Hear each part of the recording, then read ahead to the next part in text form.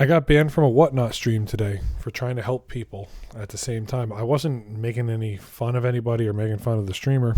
The guy goes, Ancient Muse, you can't find him anywhere right now. And he ran a bunch of Ancient Muse that he had in his background. And then someone goes, what do they go for? And he goes, whatever. And then the guy goes, whatever you buy them for. And I go, well, you can buy them for $80 on TCG players sealed right now. And then I got banned. So just keep yourself in the know. Take a look. Ancient Mew, this $100 to $200 mark is wrong, respectfully. You can scroll down in the near mint category. Now, some of these do look nice that they are opened for about $80. Okay, you can find others that are closer to 90 sealed. Okay, you're not ruining anybody by telling them what it is.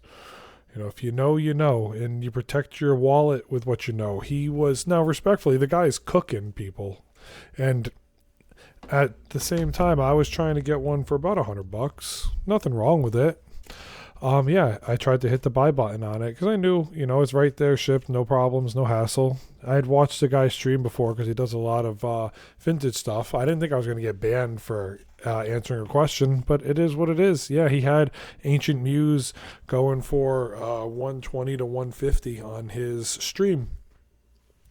And I'm not super mad, just a little confused as to why I got banned, but at the same time, you know what you need and know what you want. If you know me right now, you know I've been collecting all my childhood stuff that I'm trying to finish up, my whole entire binder. I'm looking for a clean Ancient Mew to slide in there, you know, face value. Really, I don't like buying something that I can't see, so I thought I was going to get a decent deal on it.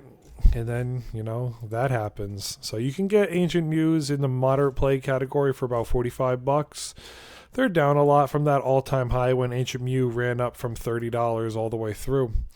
And the other funny one was he had Shining Gyarados on that. If you've seen my old videos, you know this is another one of my chase cards. Now, am I going to spend $1,200 on the mintiest copy ever in the world? No. I'm looking to spend somewhere between the $700 to $500 range for it. And his light play copy, which I get he needs to make money on, he was trying to run it for $850. Yeah, you can find this card out there. Now, do I trust this copy with no pictures? I'm not sure. But it's somewhere between a $300 to $600 card is the one I'm looking for right now. There's other promos out there that I'm still looking at.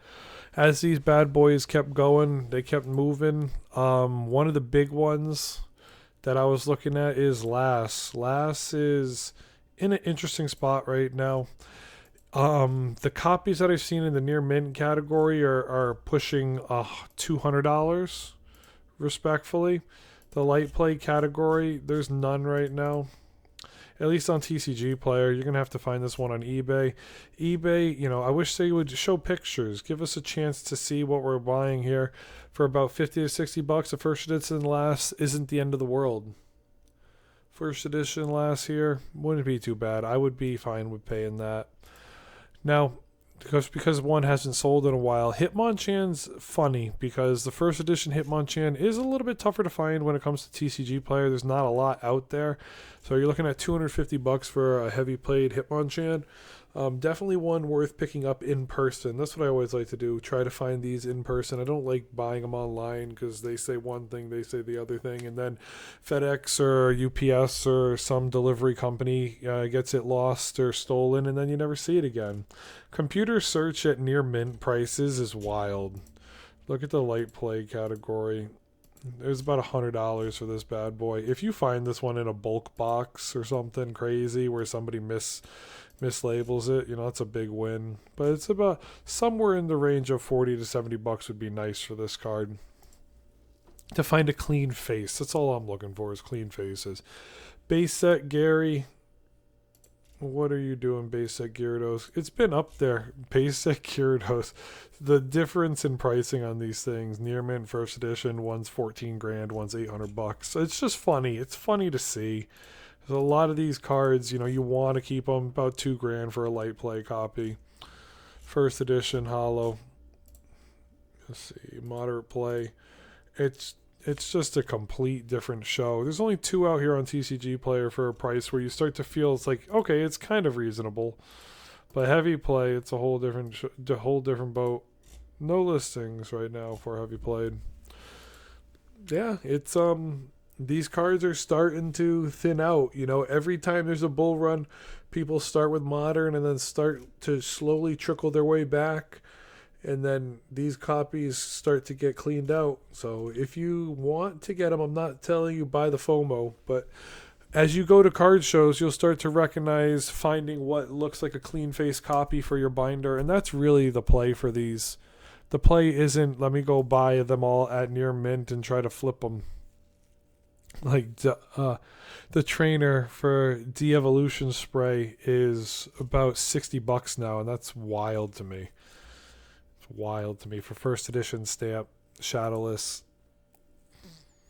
You just have to start to see that scoop up. This card used to come in like what felt like every single pack out there.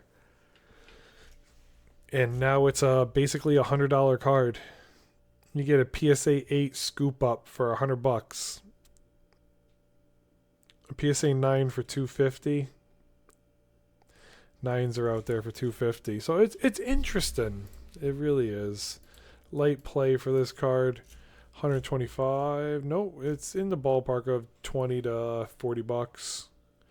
I would trust a card shop over a lot of the other ones just to find one copy that's clean.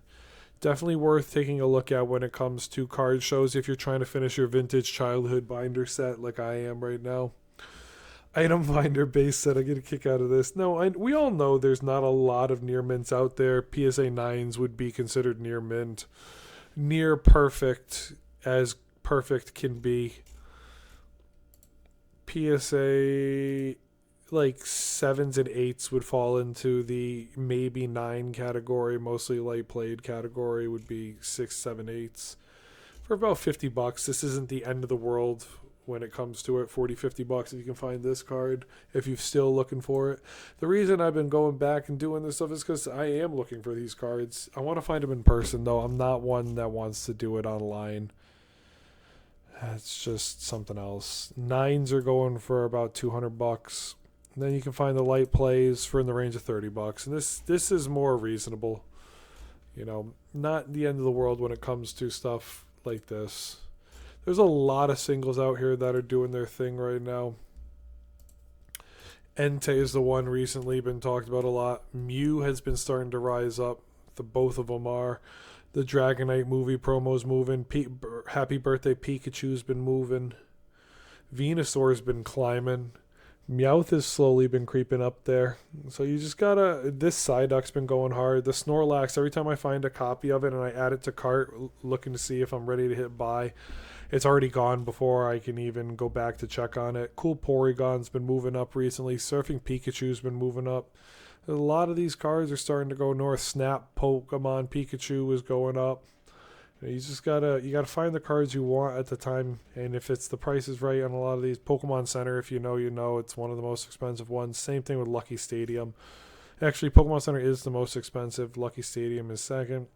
These cards are nice. I want to get the Mew one day.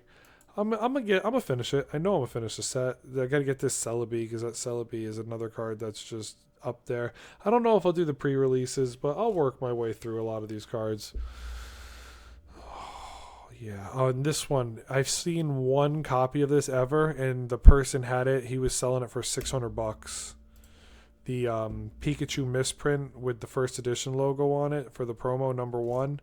I've only ever seen one copy of it, and the guy had it for $600.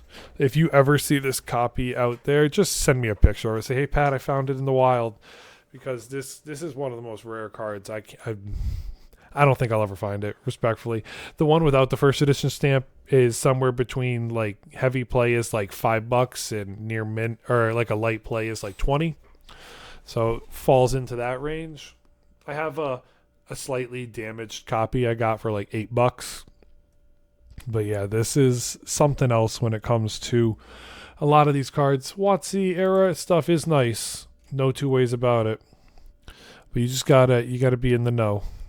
eBay, they are a little bit more expensive, but at the same time you get pictures, so you know what you're buying. you really get to understand what you're buying. Online here, it's tough. It is. But hey, what are you investing in? Or when I say investing, what are you collecting? Let me know in the comments section down below. Put me on to some free game. If you got something worth taking a look at, let me know. It's Pat's Projects, and if this video made you smile, hit that sub button. Can't thank y'all enough for vibing with me. Until next time, everyone, we're closing in on 500 subs. Thank you all for all the support. Pat out.